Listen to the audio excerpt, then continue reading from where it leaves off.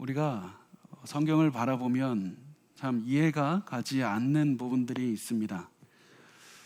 성경에 보면 이해가 가지 않는 여러 가지 질문 중에 하나가 있습니다. 그게 뭐냐면 하나님께서 이스라엘 백성들을 애굽에 있던 노예 생활하다가 그런 노예들을 구원하시고 결국 그 가나안 땅, 약속의 땅으로 인도를 하셨습니다. 그런데 너무나도 흥미로운 사실은 하나님께서는 이스라엘이 가나안에 정착하는 그 시간에 다른 한 민족도 이끌어서 가나안에 정착을 하게 하셨다는 겁니다. 그리고 그 민족의 이름은 블레셋이었습니다. 고고학 자료를 보면 블레셋 족속이 대규모로 바다를 건너와서 가나안에 정착하는 시기가 사사기 시대라는 것을 나타내고 있습니다. 그리고 사사기 시대가 이스라엘 백성이 가나안을 정복해가는 시기였습니다. 그런데 너무 중요한 것은 블레셋 족속이 그냥 일반 그런 약한 족속이 아니라 굉장히 강했습니다. 문화적으로나 군사적으로나 이스라엘과는 도저히 비교할 수 없을 정도로 강한 민족이 블레셋 족속이었습니다.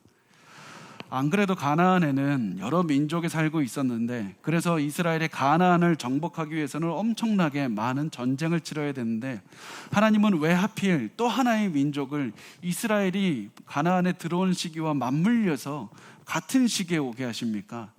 그냥 하나의 민족이라도 없애는 게 우리가 보기엔 좋은 것 같은데, 굳이 역사를 주관하시고 한 모든 민족들을 이끄시는 하나님께서 이스라엘이 가나안을 들어오는 시기와 블레셋의 가나안을 오는 시기와 왜 동일하게 하셨습니까? 그 이유에 대해서 이 신명기는 이렇게 말씀합니다. 하나님께서 이 이스라엘 백성들에게 계속해서 신명기를 통해서 하시는 말씀은, 너가 하나님의 말씀에 순종하면 아무리 강한 적이라도 하나님께서 막아주실 것이고 그 땅에서 형통하게 하실 것이다. 그러나 하나님의 말씀을 순종하지 않으면 아무리 너의 앞에 강한 적이 있다 할지라도 그 적의 손에서 내가 너를 구원하지 아니하리라. 그 적에게 너가 압제를 당하게 하리라. 이 말씀을 하셨습니다. 그런데 사실 이 말씀은 많은 성도들이 오해하는 말씀입니다. 하나님께서 이렇게 말씀하셨다고 생각합니다. 야, 너 내 말 잘 들으면 내가 그냥 너에게 상으로 좋은 땅 줄게. 너 잘 되게 해줄게. 근데 너 내 말 안 들으면 내가 기분이 나빠서 너의 하는 모든 일들이 안 되게 하겠다. 이런 말씀이 아닙니다. 하나님의 그 뜻이 잘 드러나 있는 부분이 신명기 30장 1절에서 3절 말씀입니다. 우리 같이 읽어보도록 하겠습니다. 시작. 내가 내게 진술한 모든 복과 저주가 내게 임함으로 내가 내 하나님 여호와로부터 쫓겨난 모든 나라 가운데에서 이 일이 마음에서 기억이 나거든 너와 내 자손이 내 하나님 여호와께로 돌아와 내가 오늘 내게 명령한 것을 온전히 따라 마음을 다하고 뜻을 다하여 여호와의 말씀을 청종하면 내 하나님 여호와께서 마음을 돌이키시고 너를 긍휼히 여기사 포로에서 돌아오게 하시되 내 하나님 여호와께서 흩으신 그 모든 백성 중에서 너를 모으시리니. 하나님께서 이렇게 말씀하셨습니다.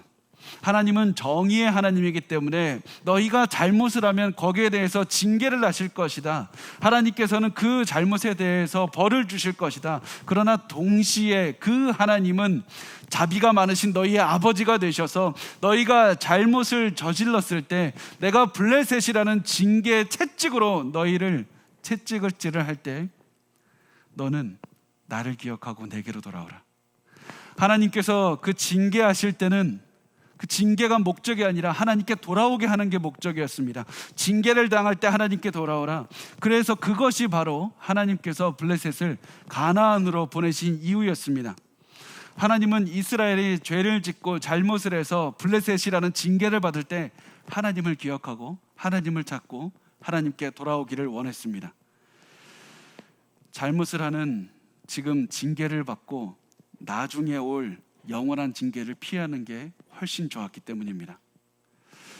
지금 징계를 받고 잘못을 깨닫고 돌아오지 않으면 나중에 영원한 징계가 있기 때문에 지금 있는 징계를 받고 너가 하나님을 생각해서 하나님께 돌아오라고 말씀하셨던 것이었습니다. 우리 히브리서 12장 11절 말씀을 우리 같이 읽겠습니다. 시작. 무릇 징계가 당시에는 즐거워 보이지 않고 슬퍼 보이나 후에 그로 말미암아 연단받은 자들은 의와 평강의 열매를 맺느니라. 그 하나님께서 주시는 징계가 당장에는 즐거워 보이지 않지만 그럼에도 불구하고 하나님께서 징계를 주시는 이유는 그것으로 인해서 우리의 삶에 많은 열매를 맺히게 하고 그것으로 인해서 우리의 삶에 영원한 안식으로 이끄시기 때문입니다. 이 말씀은 우리에게도 그대로 적용됩니다. 예수님을 믿은 다음에 그 하나님 안에서의 연단의 시간이 있을 수밖에 없습니다.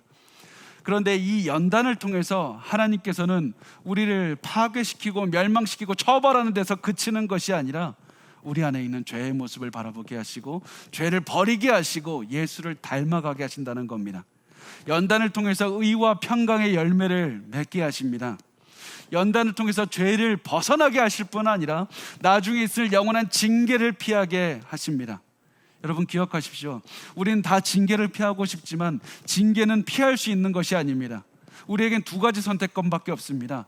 지금 하나님의 사랑하는 자녀로서 징계를 받고 나중에 올 영원한 징계를 피하든지 아니면 지금 이 땅에서 편안하게 살다가 나중에 올 영원한 징계를 받는 것, 이 두 가지밖에 없습니다. 여러분 지금 하나님을 믿었는데 연단이 있습니까? 고난이 있습니까? 기뻐하십시오. 하나님께서는 우리에게 미리 징계를 받게 하심으로 우리에게 영원한 징계를 피하게 하신다는 사실입니다. 그래서 하나님께 징계를 받는 것은 우리가 하나님의 사랑을 받는 하나님의 자녀라는 그런 사실을 드러내고 있습니다. 히브리서 12장 8절 말씀을 우리 같이 읽겠습니다. 시작. 징계는 다 받는 것이거늘 너희에게 없으면 사생자요 친아들이 아니니라. 우리가 하나님의 자녀이기 때문에 죄가 있을 때 징계를 받는다는 겁니다. 그래서 우리가 하나님의 연단을 받고 있고 그리고 그런 연단을 받고 있다는 깨달음을 얻었다면 우리가 지금 해야 되는 것은 단 하나, 하나님께 다시 돌아가는 것밖에 없습니다. 다시 하나님께 집중합니다. 다시 하나님의 삶으로, 하나님께서 원하시는 삶으로 돌아가서 우리의 죄가 있다면 혹시라도 죄 때문에 고난을 당한다면 그것도 또한 버리고 또한 우리의 삶에 고난이 있고 어려움이 있다면 또한 하나님께 집중해서 그 시간을 잘 넘어가는 것, 그것이 하나님께서 우리에게 원하시는 것입니다. 오늘 이 눈으로 오늘 말씀 스바냐서를 같이 보기를 원합니다. 우리가 오늘 스바냐서 처음부터 끝까지를 간략하게 우리가 볼 텐데 스바냐서에서는 계속해서 동일한 메시지가 이 하나의 메시지가 처음부터 끝까지 나옵니다. 하나님은 정의의 하나님이시고 동시에 사랑의 하나님이시다. 하나님은 정의의 하나님이시라 너가 잘못을 하면 그 잘못을 처벌하시는 하나님이지만 처벌으로 그치는 것이 아니라 너희가 그것으로 말미암아 회개하고 돌아오기를 원하신다. 회개하고 돌아오면 너희를 너무나도 잘 받아주시는 너의 아버지가 되신다. 그 사실을 말씀을 하고 있습니다. 그렇기 때문에 우리에게 희망이 있다고 말씀을 합니다. 자, 우리 그래서 그 마음을 가지고 우리 스바냐서 메시지를 처음부터 같이 나눠보도록 하겠습니다. 스바냐 1장 1절 말씀을 우리 같이 읽겠습니다. 시작. 아몬의 아들 유다 왕 요시야의 시대에 에게 임한 여호와의 말씀이라. 스바냐는 히스기야의 현손이요 아마리아의 증손이요 그다리아의 손자요 구시의 아들이었더라. 자, 스바냐서는 성경을 많이 읽어본 분이라면 굉장히 이 1절을 읽을 때 굉장히 이상한 부분이라는 사실을 깨닫게 됩니다. 왜냐하면 선지자가 자기를 소개할 때 자기 족보를 이렇게 길게 쓴 일이 없기 때문입니다. 다른 선지자들은 자기의 족보를 이렇게까지 길게 쓰지 않습니다. 족보를 통해서 나타나고 싶은 게 뭡니까? 자기의 조상이 누구라는 것을 알려주고 싶은 겁니다. 그리고 스바냐가 말하고 있는 자신의 조상은 바로 히스기야였습니다. 히스기야 왕이 내 조상이다. 그 얘기를 하고 싶은 겁니다. 그러면 히스기야 왕이 자기의 조상이면 결국 내가 왕족이라는 뜻을 말하고 있는데 갑자기 선지자가 나 왕족이라는 게 뭐가 그렇게 중요합니까? 내가 평민이든 왕족이든 그게 왜 중요합니까? 히스기야가 지금 왕족이라고 자기의 그 조상이라고 말하고 있는 이유는 무엇이냐면 스바냐가 이 사실 하나를 가지고 암울한 그 당시의 시대상에 대해서 말을 하고 싶었기 때문입니다. 히스기야를 보면 유다 왕국에서 남유다하고 북이스라엘이 있죠. 남유다에서 가장 마지막으로 선한 왕이었습니다. 히스기야는 분명히 완벽한 하나님의 사람은 아니었지만 그래도 하나님 앞에서 선하게 살아갔던 사람이었습니다. 히스기야는 굉장히 하나님께서 인정하신 좋은 왕이었는데 그 바로 다음에 이스라엘, 그 유다의 최악의 왕이라고 할 수 있는 므낫세 왕이 등장을 하게 됩니다.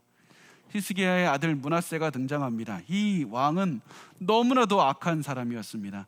사람들을 학대하고 죄 없는 사람들을 살해했던 그런 사람이었고, 자신의 죄를 지적하는 선지자들도 가차없이 죽였던 사람이었습니다. 게다가 이 사람이 했던 악한 일 중에 하나가 수많은 어린아이들을 몰렉신에게 바쳤다는 사실이었습니다. 열왕기하 21장 6절 말씀을 우리 같이 읽겠습니다. 시작. 또 자기의 아들을 불 가운데로 지나게 하며 점치며 사수를 행하며 신접한 자와 박수를 신임하여 여호와께서 보시기에 악을 많이 행하여 그 진노를 일으켰으며. 자, 구약 성경에서 보면 자기의 아이를 불 가운데로 지나게 했다, 이런 말이 자주 나오는데, 이 말의 의미가 뭐냐면 자기 자식을, 보통 아기를 바칩니다. 아기를 산채로 불 속에다가 넣어서 죽였다는 얘기입니다. 그렇게 해서 몰렉이라는 신에게 바쳤다는 이야기가 됩니다. 므낫세가 했던 행위가 무엇이냐면 자기의 자식도 산채로 불에 태워 죽였을 뿐 아니라 그 가문에 있는 많은 아기들도 몰렉에게 바치기 위해서 산채로 갖다가 넣었고, 그리고 그 나라에 있는 많은 아이들도 그렇게 죽였다는 말씀을 하고 있습니다. 그래서 보면 그 스바냐도 므낫세와 같이 그 왕족이었기 때문에 이 아이도 몰렉에게 바쳐질 수 있는 운명에 처했던 겁니다. 그런데 스바냐의 부모는 몰렉을 섬기지 않았습니다. 타락하지 않았습니다. 하나님을 섬기는 사람들이었습니다. 그래서 스바냐를 바치지 않고 숨겨두었습니다.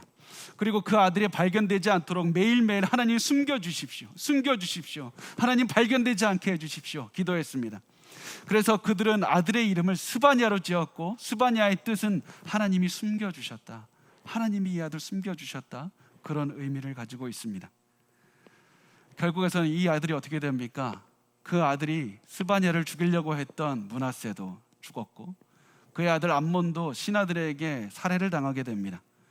그래서 스바냐는 자신의 첫 문장에 이 족보를 넣으면서 나는 하나님께서 숨겨주셔서 살아갈 수 있었다, 하나님께서 나를 숨겨주시고 구해주셔서 난 살 수 있었다, 그 사실을 족보와 자기의 이름으로 증명을 하면서 무슨 메시지를 합니까? 하나님을 의지하는 자는 구원을 얻을 수 있다.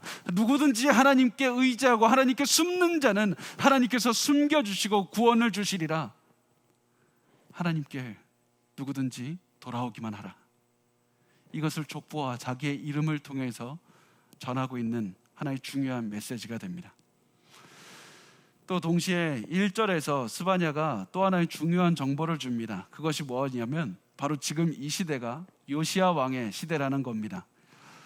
히스기야의 악한 아들 그리고 그의 손자가 죽고 그 다음에 된 아몬 다음에 된 사람이 바로 요시야였는데, 이 아몬이 갑자기 죽을 때가 그 신하들에게 살해를 당하게 되어서 그 아들 요시야가 너무나도 예상치 못한 8살에 왕위에 오르게 됩니다. 너무 어린아이였기 때문에 요시야의 집권 초기에는 그 신하들이 대신해서 요시야를 대신해서 나라를 다스렸습니다. 그런데 이 요시야가 자라면서 자기의 아버지나 자기의 할아버지처럼 악한 그런 왕이 아니라 하나님의 뜻대로 살아가게 됩니다. 그리고 수많은 개혁을 단행하면서 나라를 부강하게 만듭니다. 요시야가 처음에 했던 것이 정치적인 개혁과 군사적인 개혁을 했습니다. 이 사람 밑에서 나라가 강해졌습니다. 그래서 사람들의 민심이 굉장히 좋았을 때 요시야가 그때 단행했던 것이 종교적인 개혁이었습니다. 다 같이 하나님께로 돌아가자, 다 하나님께 회개하고 돌아가자, 이런 좋은 민심을 얻고 종교 개혁을 했는데 사람들은 저 사람이 하니까 나라가 잘 살게 된다, 그래서 지지했습니다. 그런데 의도가 이렇다 보니까 요시야를 지지하는 마음이 절반뿐인 지지였습니다. 하나님께 그 다가가자는 그런 개혁을 지지하는 마음이 우리가 하나님을 사랑해서 가야 된다는 것이 아니라 저 사람 따라가면 잘 살게 되겠지, 저 사람 따라가면 우리가 또 부강해지겠지, 그런 마음으로 하다 보니까 종교 개혁, 하나님을 따라가는 그런 개혁은 자기의 삶에서 이루어지지 않고 계속해서 악을 행했고 계속해서 우상을 숭배했습니다. 계속해서 우상을 숭배하는 것을 버릴 수가 없었습니다. 왜냐하면 이미 우상 숭배가 사람들의 일상이 되었기 때문입니다. 하나님께로 돌이키기에는 너무나도 오랫동안 우상을 숭배했습니다. 그래서 사람들은 하나님께로 돌아가지를 않았습니다. 이런 이스라엘 사람들에게 스바냐 선지자가 나서서 심판의 메시지를 전하기 시작합니다. 돌이키라고, 하나님의 심판이 가까이 왔다고 이런 메시지를 전하기 시작합니다. 그 말씀을 우리 스바냐 1장 2절에서 3절 말씀 우리 같이 읽도록 하겠습니다. 시작. 여호와께서 이르시되 내가 땅 위에서 모든 것을 진멸하리라. 내가 사람과 짐승을 진멸하고 공중의 새와 바다의 고기와 거치게 하는 것과 악인들을 아울러 진멸할 것이라. 내가 사람을 땅 위에서 멸절하리니 나 여호와의 말이니라. 하나님께서 진노하셨다고 말합니다. 너무나도 크게 진노하셔서 너희를 처벌할 것인데 그 처벌이 얼마나 큰지 땅 위에 있는 모든 것들을 없애실 것이라. 그런데 이때 그 리스트를 잘 보면 하나님께서 사람과 짐승과 새와 물고기 순서로 진멸하겠다고 말씀하셨는데, 이것들은 창세기 1장에서 하나님께서 천지를 창조할 때 지으셨던 것과 정반대의 순서로 나열하고 있는 겁니다. 다시 말하면 하나님께서 창조하신 것을 거두어 버리겠다, 창조를 반대로 하시겠다. 이제는 노아의 홍수 때는 그나마 물고기는 살아남았는데 이제는 노아의 홍수 때보다 더 크게 진노하셔서 물고기마저 없앨 것이다. 다시 말하면 내가 한 창조를 뒤엎어서 이 땅에 다시 한번 혼란과 어둠이 가득하게 만들 것이다. 다시는 이 땅에 어떤 생명체도 살아갈 수 없게 만들 것이라고 말씀을 한 겁니다. 스바냐 1장 4절 말씀을 우리 같이 읽도록 하겠습니다. 시작. 내가 유다와 예루살렘의 모든 주민들 위에 손을 펴서 남아있는 바알을 그곳에서 멸절하며 그마림이란 이름과 및 그 제사장들을 아울러 멸절하며. 자, 여기 남아있는 바알이라고 했습니다. 이 말은 바알을 숭배하는 사람들이라는 뜻입니다. 바알을 숭배하는 남은 자들이 있다는 뜻입니다. 요시야가 종교개혁을 단행해서 하나님을 섬기자고 계속해서 외쳤음에도 불구하고 여전히 바알을 숭배하는 자들이 있다는 겁니다. 하나님께서는 이렇게 끝까지 남아서 우상 숭배하는 자들을 반드시 처벌할 것이다, 끝까지 이 자들을 처벌할 것이다 라고 말씀합니다. 또 스바냐 1장 5절 말씀을 우리 같이 읽겠습니다. 시작. 또 지붕에서 하늘의 뭇별에게 경배하는 자들과 경배하며 여호와께 맹세하면서 말감을 가리켜 맹세하는 자들과. 자, 보면 하나님께서 지으신 피조물인 하늘의 별들을 신으로 믿고 예배하는 자들을 처벌할 것이다. 또 한 가지, 여호와께 맹세하면서 말감을 가리켜 맹세하는 자들, 혼합주의 신앙, 다신교, 여러 신들을 한꺼번에 믿는, 하나님도 믿고 우상도 숭배하는 그런 자들도 처벌할 것이라고 말씀합니다.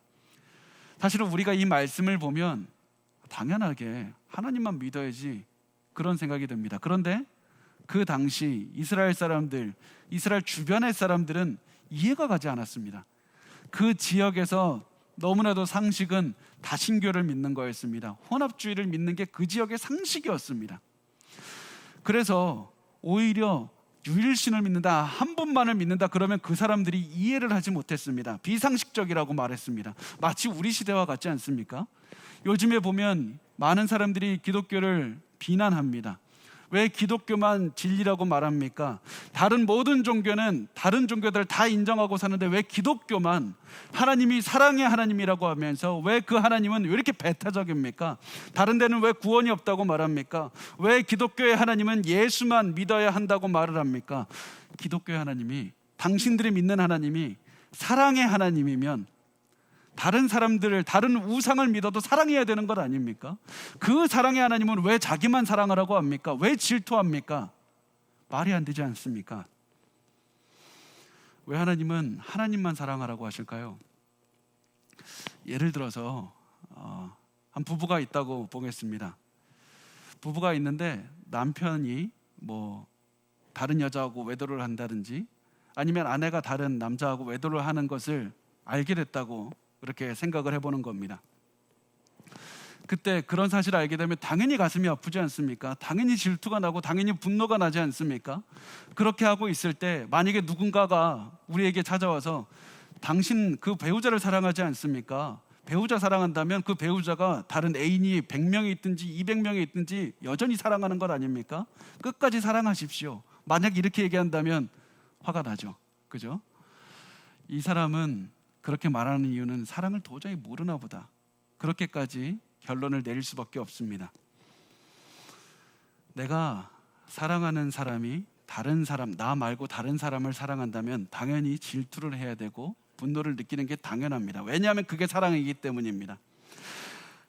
하나님께서 다른 신을 섬기지 말라고 하신 것은, 하나님께서 하나님만 섬기라고 하신 이유는 내가 우상들처럼 그냥 절하면 내가 기분이 좋아지니까 내가 너에게 복 줄게, 이런 말씀하시는 것이 아니라 내가 너를 사랑한다, 너도 나를 사랑하라, 우리가 서로 사랑하자라고 말씀을 하시는 겁니다. 단순히 복을 주고 너가 서로에게 도움이 되는 관계다, 이런 우상, 그 당시에 우상에 가지고 있었던 상식이 아니라 하나님이 우리를 너무나도 사랑하기 때문에 다른 우상에게 마음을 주지 말라고 말씀을 하는 겁니다. 그리고 그 말씀을 우리가 보면 스바냐 1장 7절에서 우리가 알 수가 있습니다. 하나님의 사랑을 말씀하는 7절 같이 읽어보겠습니다. 시작. 주 여호와 앞에서 잠잠할지어다. 이는 여호와의 날이 가까웠으므로 여호와께서 희생을 준비하고 그가 청할 자들을 구별하셨음이니라. 하나님은 잠잠하라고 말씀합니다.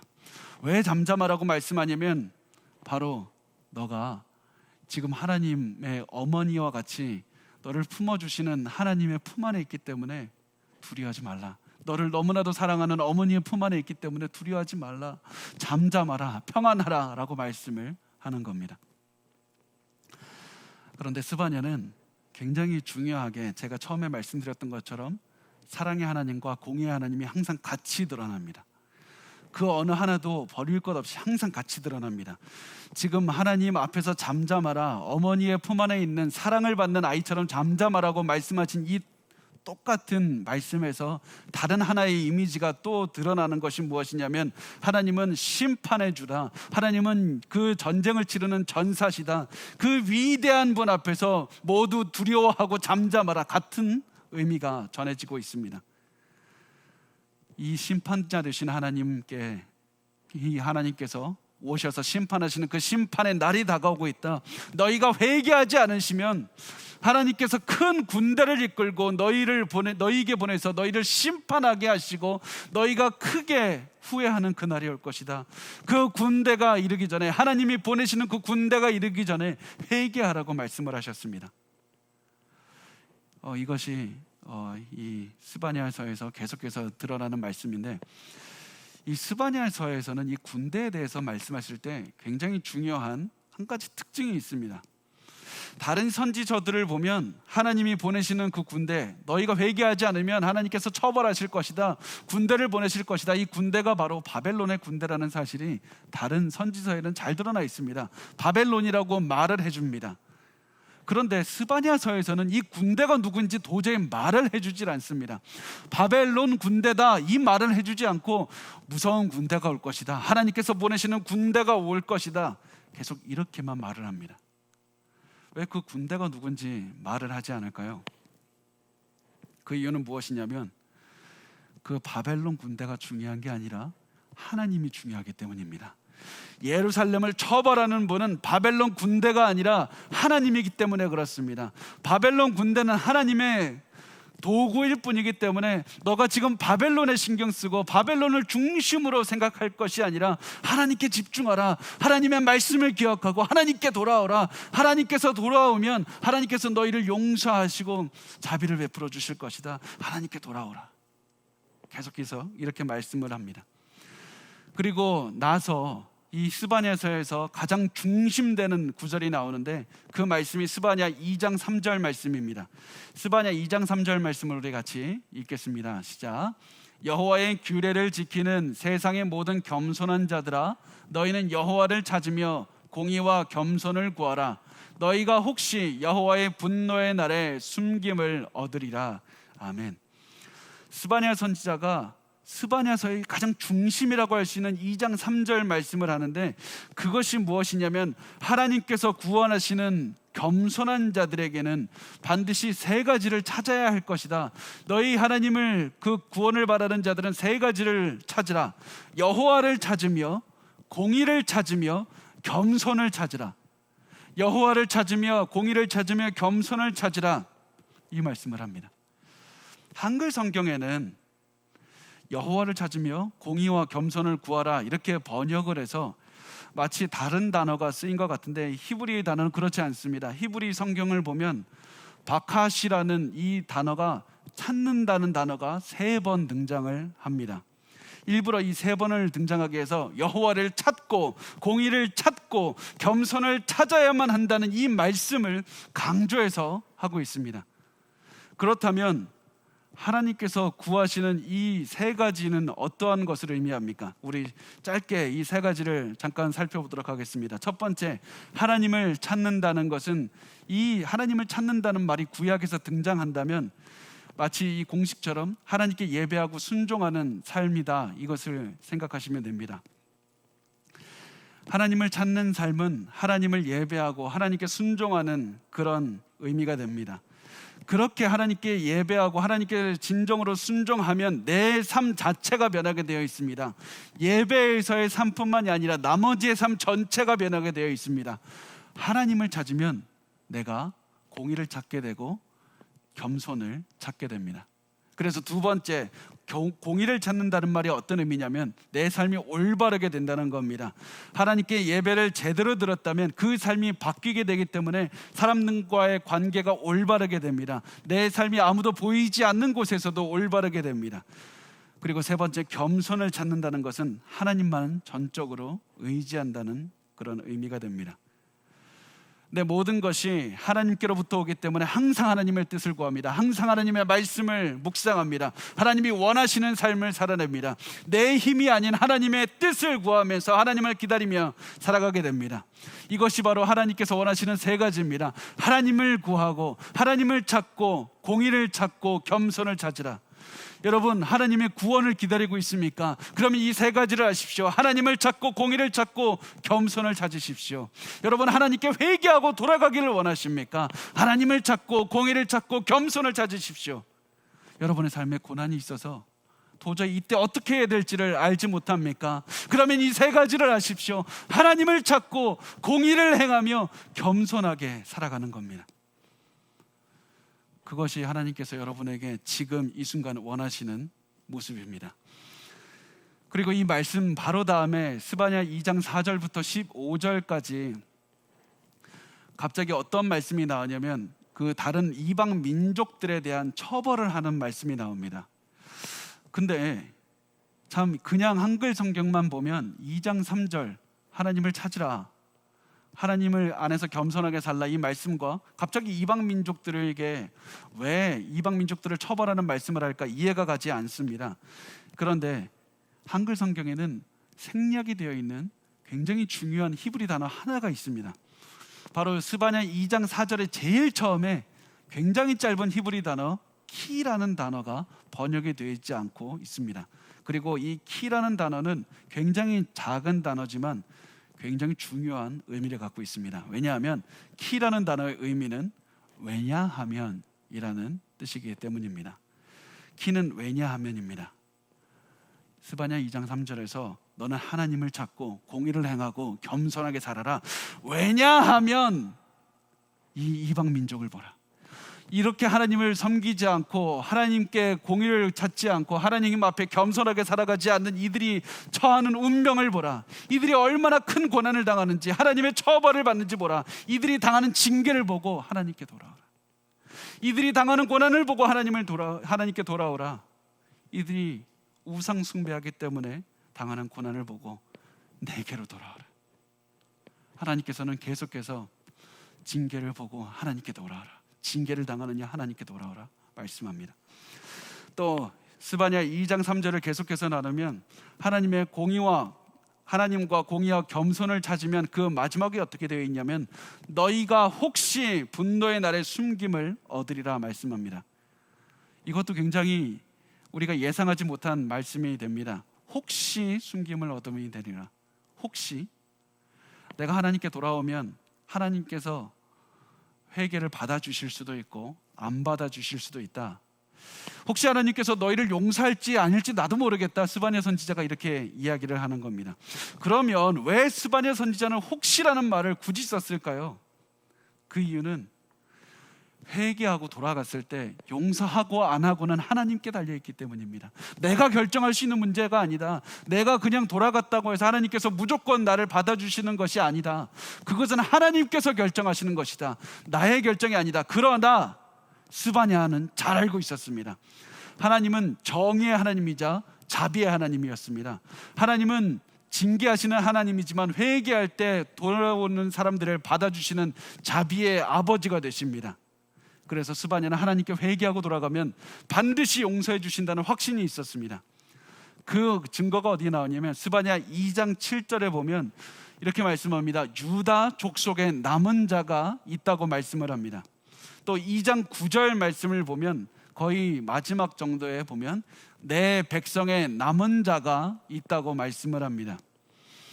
유다 민족에 남은 자가 있다. 결국 하나님께 돌아오고 회개해서 하나님께 돌아오는 그런 남은 자 소수가 있을 것이다. 하나님께서는 그들을 용서하실 것이다. 하나님께서는 그들을 회복시키실 것이다. 그들이 가져야 되는 그 땅들을 회복시키실 것이다.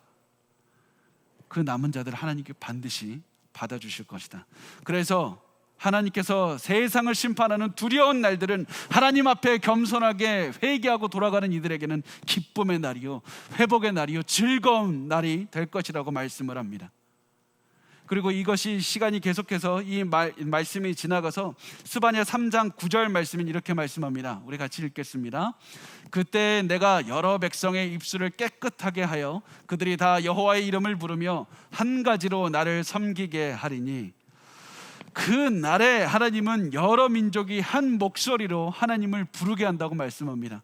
여러분, 한 목소리로 하나님을 부르는 게 어떤 의미인지 아시겠습니까?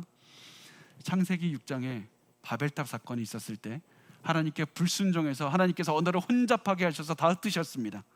그런데 이제는 사람들이 한 마음으로, 모든 민족들을 한 마음으로 모아서 하나님을 찬양하게 하신다는 겁니다. 이제는 유다 민족들을 넘어서서 우리 이방인들까지도 하나님께서 다 같이 하나님을 찬양하게 하시는 그날을 주신다는 겁니다. 그리고 이것은 아브라함에게 하셨던 너를 통해서 모든 민족이 구원을 얻게 하리라, 모든 민족에게 구원을 주리라, 이것을 분명히 이루시겠다고 말씀을 하고 있습니다. 그래서 단순히 유다 민족뿐만 아니라 우리까지도 하나님께 회개하고 돌아가면 하나님께서 너희를 받아주시고 너희에게 그 영원한 삶을 주시리라 말씀을 하고 있습니다. 이 기쁜 날을 말하면서 스바냐 선지자는 우리에게 찬양을 부르라고 말합니다. 찬양을 부르라고 말합니다. 스바냐 3장 14절 말씀을 우리 같이 읽겠습니다. 시작. 시온에 따라 노래할지어다. 이스라엘아 기쁘게 부를지어다. 예루살렘 따라 전심으로 기뻐하며 즐거워할지어다. 아멘. 구원을 받은 하나님의 백성에게 찬양하라고 말합니다. 왜 그렇습니까? 구원받은 하나님의 백성이 영원히 할 것이 찬양이기 때문입니다. 우리가 천국에 가서 영원히 부를 것이 찬양이기 때문입니다. 더 이상 고난 때문에 슬퍼할 일이 없기 때문입니다. 스바냐 3장 15절 말씀 우리 같이 읽겠습니다. 자, 여호와가 내 형벌을 제거하였고 내 원수를 쫓아냈으며 이스라엘 왕 여호와가 내 가운데 계시니 내가 다시는 화를 당할까 두려워하지 아니할 것이라. 너희가 슬퍼할 이유가 없는 것은 바로 중요한 이유는 하나님이 너의 가운데 계신다. 그 하나님이 너와 함께 하신다. 그 하나님이 너를 지켜주신다. 그 하나님이 너를 사랑하신다. 너를 사랑하시는 하나님께서 너와 함께 하시고 너에게 분노하지 않으신다. 그러니 너는 두려워할 것이 없다고 말합니다. 16절 말씀을 우리 같이 읽겠습니다. 시작. 그 날에 사람이 예루살렘에 이르기를 두려워하지 말라. 시온아 내 손을 늘어뜨리지 말라. 그 날이 언제입니까? 하나님의 심판이 완성되는 그 날은 더 이상 두려워할 날이 아닙니다. 하나님께 회개하고 돌아간 사람들에게는 하나님의 복이 임하는 날입니다. 하나님께서 함께 하시기 때문에 두려워할 것이 없다고 말합니다. 구약에서 손은 힘과 능력을 상징합니다. 용기를 상징합니다. 손을 늘어뜨리지 말라라는 것은 너 용기를 잃지 말아라, 힘을 얻어라, 두려워하지 말아라, 너에게 하나님의 구원이 임했다, 두려워하지 말라고 말씀합니다. 그리고 오늘 우리 말씀 스바냐 3장 17절 말씀을 우리 같이 읽겠습니다. 시작. 너의 하나님 여호와가 너의 가운데 계시니 그는 구원을 베푸실 전능자이시라. 그가 너로 말미암아 기쁨을 이기지 못하시며 너를 잠잠히 사랑하시며 너로 말미암아 즐거이 부르며 기뻐하시리라 하리라. 스바냐가 다시 말합니다. 너가 기뻐할 이유가 있는데 그게 뭐냐면 하나님이 너와 함께 하시기 때문이다. 하나님 너와 함께 하고 계시기 때문이다. 그 하나님이 전능자이시라. 전능자란 말은 전쟁을 이끄는 전사라는 뜻입니다. 하나님이 너를 위해서 싸우시는 전사가 되신다. 전쟁을 이끄신다. 너의 전쟁을 이끌어 주셔서 너에게 구원을 주시는, 그리고 너에게 평화를 주시는 분이 바로 너의 하나님이다. 그리고 그 하나님께서 너를 보고 잠잠하신다고 말씀합니다. 아무 말도 하지 않습니다. 그 이유가 뭐냐면 이제 전쟁이 끝났기 때문에 전쟁 때 부르는 소리치는 소리가, 이제는 외치는 소리가 이제는 더 이상 나오지 않기 때문입니다. 전쟁 때문에 소리치지 않습니다. 그리고 하나님께서 우리를 향해서 죄를 그렇게 지적하지 않으십니다. 죄가 있다고 말씀하지 않으십니다. 오히려 너가 두려워할 필요가 없는 이유는 하나님께서 너에 대해 생각하시느라 잠잠하기 때문이다 라고 말씀을 합니다.